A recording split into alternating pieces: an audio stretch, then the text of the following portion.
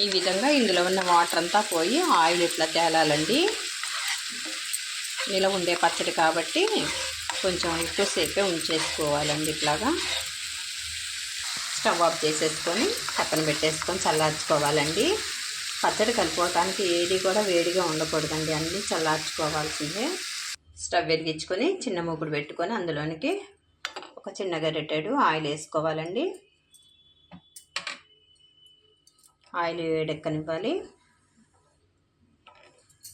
Oil వేడెక్కిందండి. Stove off చేసేసుకొని ఇందులోనికి ఒక 1/2 table spoon ఇంగు వేసుకోవాలి.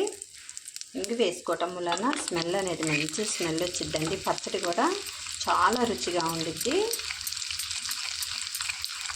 చల్లార్చుకొని పక్కన పెట్టేసుకోవాలండి.